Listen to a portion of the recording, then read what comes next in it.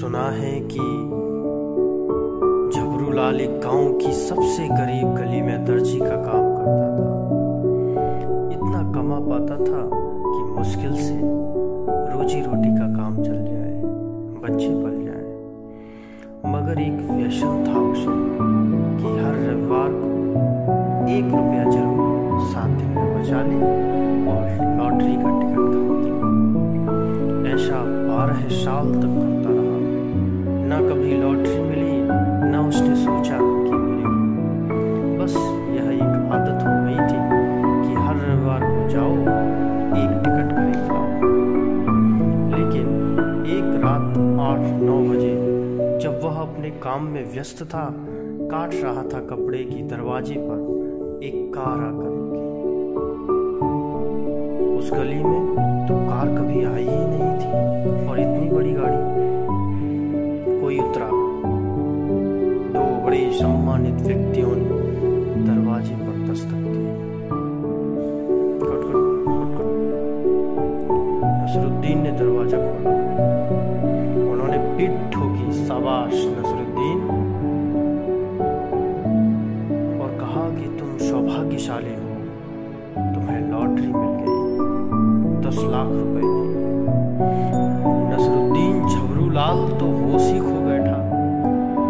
कैंची वहीं फेंकी, कपड़ों को लात मारी, बाहर निकला, दरवाजे पर ताला लगाकर चाबी कुएं में फेंक दी।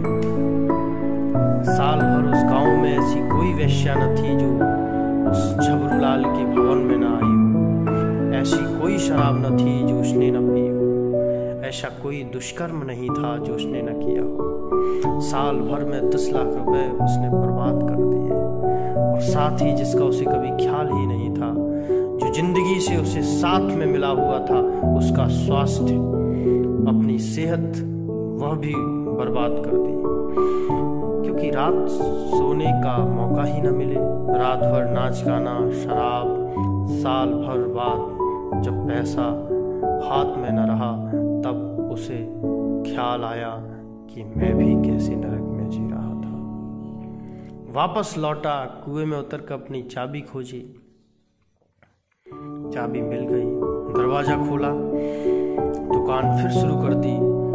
लेकिन पुरानी आदत वश में न रहा खुद के, और फिर से रविवार को 1 रुपए की टिकट खरीद लेता। 2 साल बाद फिर कार आकर रुकी। कोई दरवाजे पर उतरा, वही लोग। उन्होंने आकर फिर पीठ ठोकी और कहा, इतिहास में ऐसा कभी नहीं हुआ, 2 बार तुम्हें लॉटरी का पुरस्कार मिल गया, 10 लाख रुपए का। नसरुद्दीन ने माथा पीट लिया। उसने कहा, my God, I do go that hell, throw that all that hell again. क्या उस नरक में फिर से मुझे गुजरना होगा? गुजरना पड़ेगा, क्योंकि 10 लाख हाथ में आ जाएं तो करोगे भी क्या? लेकिन उसे अनुभव है कि यह 1 वर्ष नरक का था।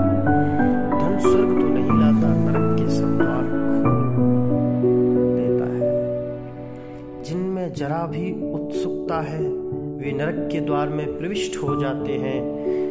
इसीलिए महावीर कहते हैं,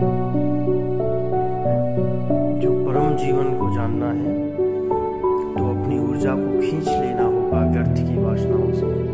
मिनिमम, जो न्यूनतम जीवन के लिए जरूरी है, उतना ही मांगना, उतना ही लेना, उतना ही साथ रखना, जिससे रत्ती भर ज्यादा जरूरी ना हो। संग्रह मत करना। कल की चिंता वासनाग्रस्त व्यक्ति को करनी ही पड़ती है, क्योंकि वासना के लिए भविष्य चाहिए। ध्यान करना हो तो अभी हो सकता है, भोग करना हो तो कल ही हो सकता है। भोग के लिए विस्तार चाहिए, साधन चाहिए, समय चाहिए, किसी दूसरे को खोजना पड़े।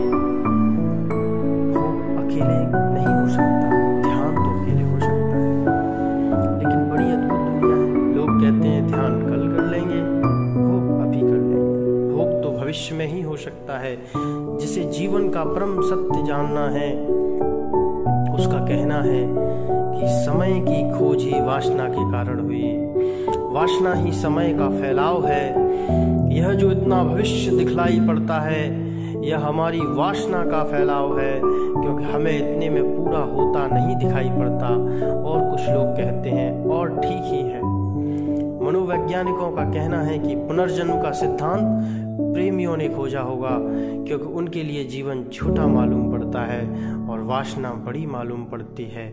इतनी बड़ी वासना के लिए इतना छोटा जीवन तर्कहीन मालूम होता है, संगत नहीं मालूम होता। अगर दुनिया में कोई भी व्यवस्था है तो जितनी वासना उतना ही जीवन चाहिए, इसलिए अनंत फैलाव है। ठीक ही है, यह पुनर्जन्म का सिद्धांत प्रेमियों ने ही